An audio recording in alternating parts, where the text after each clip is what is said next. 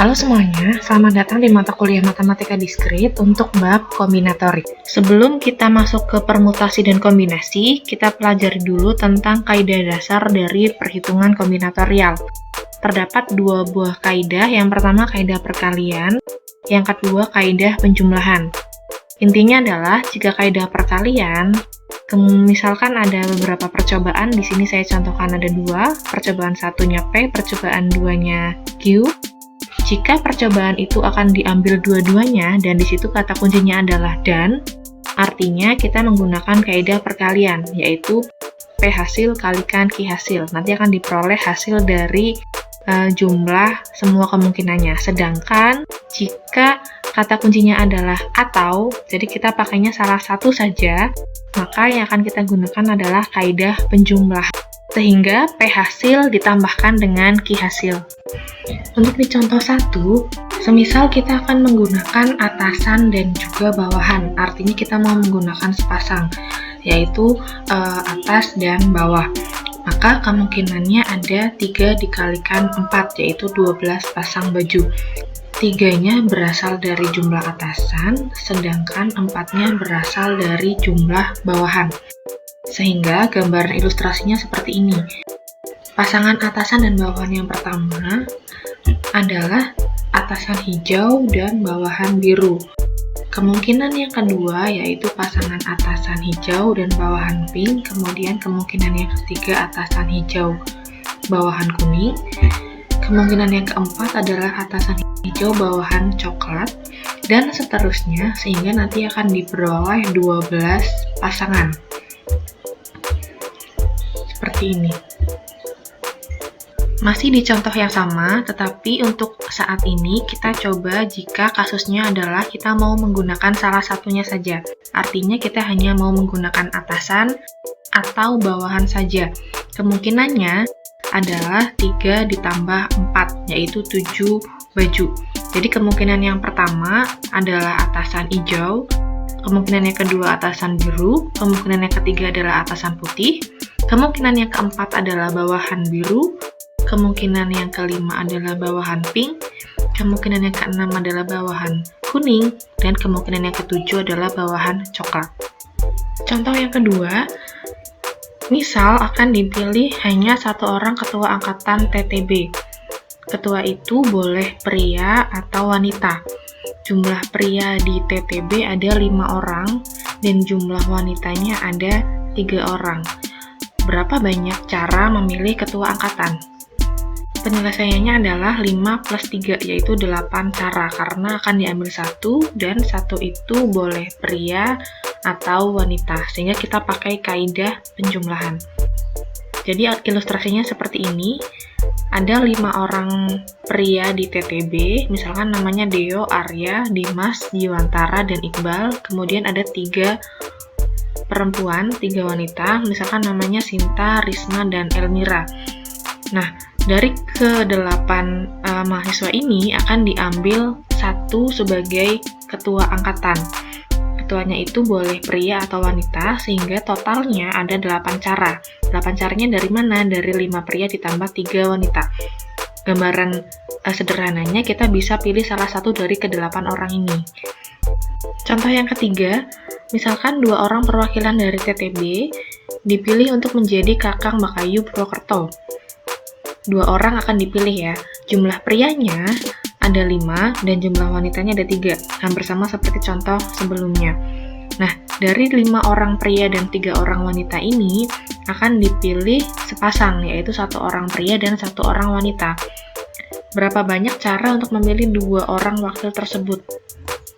Karena akan dipilih 2 orang, yaitu 1 orang pria dan 1 orang wanita, sehingga kita menggunakan kaidah perkalian, yaitu 5 orang dikalikan 3, akan diperoleh 15 cara pengambilan perwakilan. Ilustrasinya seperti ini. Tadi ada 5 orang pria. Misalkan pria yang pertama adalah Deo, dia bisa berpasangan dengan Sinta, bisa juga berpasangan dengan Risma, bisa juga berpasangan dengan Elmira. Dari sini kita sudah memperoleh 3 pasang, yaitu Deo Sinta, Deo Risma, dan Deo Elmira. Kemudian dari pria yang kedua, yaitu Arya, kita bisa memperoleh 3 pasang lagi, yaitu Arya Sinta, Arya Risma, atau Arya Elmira. Begitu juga untuk Dimas, Jiwantara, dan Iqbal. Dari masing-masing pria ini akan diperoleh 3 kemungkinan pasangan untuk dipilih menjadi Kakang Makayu Purwokerto. Sehingga totalnya akan diperoleh 5 kalikan 3 adalah 15 kemungkinan pasangan. Contoh yang selanjutnya, berapa banyak kemungkinan string dengan panjang 7 yang mungkin terbentuk dari 2 bit? Inputannya yaitu ada 2 kemungkinan, 0 dan 1. Karena masing-masing string memiliki 2 kemungkinan inputan, sehingga kita bisa peroleh 2 kalikan 2 hingga 7 kali. Kenapa dikalikan? Karena nanti ke-7 string ini akan kita pakai semua. Jadi string yang pertama dan string yang kedua dan seterusnya sampai string yang ke-7.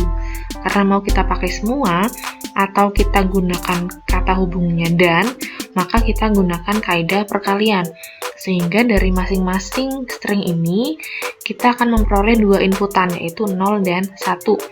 Masing-masing inputan ini jumlahnya 2, kita kalikan sehingga diperoleh 2 pangkat 7. Contoh selanjutnya, berapa banyak bilangan ganjil antara 100 dan 999 termasuk dari mereka itu sendiri, di mana ketentuannya adalah sebagai berikut. Yang A, boleh ada angka berulang. Yang B, semua angkanya berbeda. Maksudnya adalah kalau boleh ada angka berulang, misalkan 3, 3, 3 itu diperbolehkan. Tetapi jika untuk pertanyaan yang B, semua angkanya harus berbeda. Jika 3-nya sudah dipakai, berarti yang angka kedua dan angka ketiganya tidak boleh 3 lagi, harus angka yang lain. Oke, kita jawab dari yang A dulu.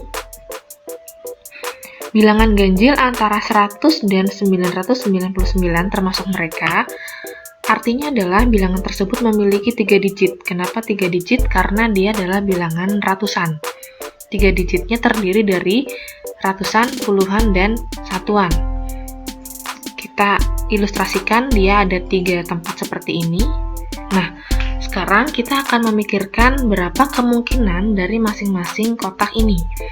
Karena di sini yang ditanyakan adalah bilangan ganjil, dan bilangan ganjilnya antara 100 dan 999, maka aturannya adalah kalau ganjil akan dipengaruhi oleh si satuan.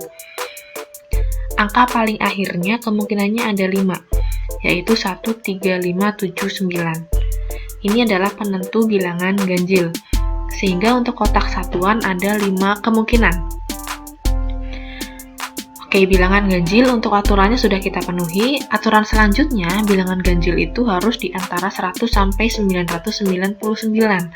Aturan ini harus diisikan di bagian ratusan. Kenapa di bagian ratusan? Karena kalau bilangannya antara 100 sampai 999, secara otomatis bilangan ratusannya akan berkisar antara 1 sampai 9, tidak mungkin 0. Sehingga di sini kemungkinannya adalah 1 sampai 9. 1 sampai 9 jumlahnya ada 9 kemungkinan. Yang terakhir, kita baru menempati lokasi yang puluhan, karena puluhan ini bebas, boleh diisikan oleh bilangan berapapun, yaitu bilangan 0 sampai 9. 0 itu boleh, sehingga di sini ada 10 kemungkinan. Karena mau dipakai semuanya, sehingga akan kita peroleh 9 kali 10 kali 5, yaitu ada 450 bilangan kemungkinan bilangan ganjil antara 100 dan 999. Untuk menjawab pertanyaan yang B, jadi akan ada pengurangan satu bilangan atau satu kemungkinan karena sudah dipakai di kotak sebelumnya. Ilustrasinya hampir sama seperti yang tadi, jadi ada ratusan, puluhan, dan juga satuan. Kemudian karena ini bilangan ganjil, jadi kita isikan di bagian satuannya dulu. Ada 5 kemungkinan seperti yang tadi. Kemudian, nah ini yang berbeda, di bagian ratusannya, tadi kemungkinannya adalah 1-9. Kemungkinannya sama. Jumlahnya harusnya adalah 9. Tetapi karena dari 1-9 ini sudah ada salah satu bilangan yang digunakan di bagian satuan, maka kemungkinan di bagian ratusannya bukan lagi 9, tapi 9 dikurangi 1, yaitu 8. Kemudian di bagian puluhan, karena sudah digunakan di satuan dan juga di ratusan masing-masing satu angka, sehingga di bagian puluhan yang tadinya ada 10 kemungkinan akan menjadi 8 saja karena sudah dikurangi dengan 2. Sehingga totalnya jika dikalikan akan diperoleh 320 kemungkinan bilangan ganjil antara 100 dan 999 yang angkanya berbeda.